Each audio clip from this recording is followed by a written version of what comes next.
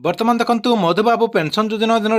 जो भत्ता मिलूँ यही भत्ता टंका खूब शीघ्र वृद्धि पाइबा जाऊँगी जहाँकि आप जो मधुबाबू पेंशन योजना अधीन भत्ता पाँच जहाँकि बार्धक्य भत्ता विधवा भत्ता ता सहित विकलांग भत्ता या सहित जहाँ भी आपणकर भत्ता रही यही भत्ता टंका खूब शीघ्र वृद्धि पाइब जहाँकि सरकार खूब शीघ्र यही टंका को वृद्धि करने को जाउछंती। तेबे राज्य सरकार भत्ता टंका वृद्धि कले आपण मैंने केते टंका पाई परिबे केउ मानकु केते टंका मिलिबो जहाँकि बार्धक्य भत्ता केते टंका मिलिबो एवं विधवा भत्ता केते टंका मिलिबो ता सहित विकलांग भत्ता केते टंका मिलिबो जहाँकि ए नै बहुत बड़ गोटे अपडेट सामना को आछि। या सहित यही वर्धित टंका आपने केते तारिख रु पाई परिबे केउ मासरो आपमनकु यही वर्धित टंका दिया जिवो यही वीडियो माध्यम आपने पूरा डिटेल जानि परिबे सेतिपई वीडियोटी को शेष पर्यंत देखंतु। ता पूर्व वीडियो को गोटे लाइक कर दियंतु एवं जो माने चैनल को नुआ आस्थिबे चैनल को सब्सक्राइब करके पाखर थिबा बेल आइकन को क्लिक करके ऑल नोटिफिकेशन ऑन कर दियंतु।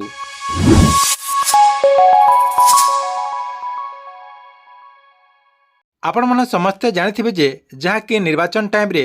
बीजेपी पार्टी तरफ घोषणा करा जायतिला जे भत्ता टंका वृद्धि करा जिवो जदि ओडिशा रे बीजेपी सरकार होय ताले भत्ता टंका को वृद्धि करा जिवो जहाँकि आपण माने जो एबे 1000 टंका जो भत्ता टंका पाउचंती एही भत्ता टंका को जदि बीजेपी सरकार आसे ताले 3000 टंका रु 3500 टंका वृद्धि करा जिवो बोली बीजेपी पार्टी तरफ जहाँकि घोषणा करा जायतिला। या सहित बीजेपी रो जो मैनिफेस्टो रही जहाँकि निर्वाचन इस्ताहार रही से निर्वाचन इस्ताहार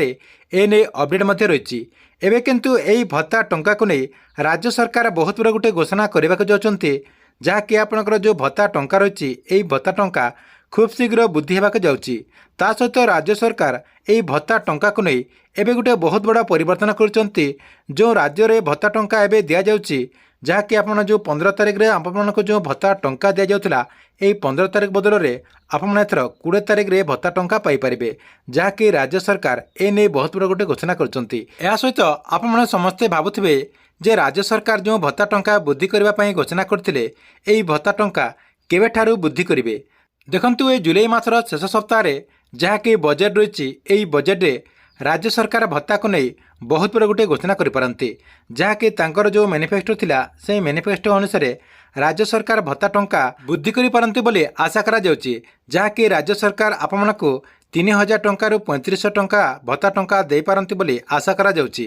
देखंतु आपने आउ गोटे कथा भाबुथिबे जे एही भत्ता टंका वृद्धि कले केउ माने केते टंका पाई परिबे देखंतु समस्तंकर भत्ता टंका समान मात्रा रे वृद्धि करा जिवो जो माने आगरो 1000 टंका पाउचंती से माने 3000 टंका पाई परिबे जहाँकि सेमानकु एक्स्ट्रा 2000 टंका दिया जिवो। या सहित जो माने 1200 टंका पाउचंती सेमानकु मध्य एक्स्ट्रा 2000 टंका दिया जिवो जहाँकि सेमाने एथर 3200 टंका पाई परिबे जहाँकि 3200 टंका पाई परिबे जहाँकि आपने एबे जेते टंका पाउचंती ता सहित आपने 2000 टंका प्लस कर दिंतु जहाँकि 2000 टंका मिसई दिंतु सेते टंका आपने भत्ता टंका पाई परिबे जहाँकि राज्य सरकार आपमनक पई बहुत बड़ गोटे खुशी खबर आनिबाकु जाउचंती। या सहित आपमन समस्ते भाबुथिबे जे राज्य सरकार एही वर्धित टंकाटी केते तारिख रु देबे देखंतु राज्य सरकार ए जो बजेट रही एही बजेट रे जहाँकि एही भत्ता टंका को नहीं जदि बड़ घोषणा हो जाउछि ताले आपने खूब शीघ्र यही टंकाटी पाई परिबे जहाँकि सेप्टेम्बर मासरू आपने भत्ता टंका पाई परिबे बोली अपडेट होइछि। सेप्टेम्बर मासर जो 20 तारिख रही से 20 तारिख पर आपने यही भत्ता टंका पाई परिबे जहाँकि राज्य सरकार आपनक अकाउंट को वर्धित भत्ता टंका देवार लक्ष्य करा जाउछि। ठीक अछि एथिला आपनक पई बहुत बड़ा गोटे अपडेट आपनक वीडियो केमति लागिला कमेंट बॉक्स रे निश्चय गोटे कमेंट करंतु एवं गवर्नमेंट जेकोसी नुआ योजनार अपडेट आप सर्वप्रथम देखा चाहते हैं चैनल टी रेगुलर देखुता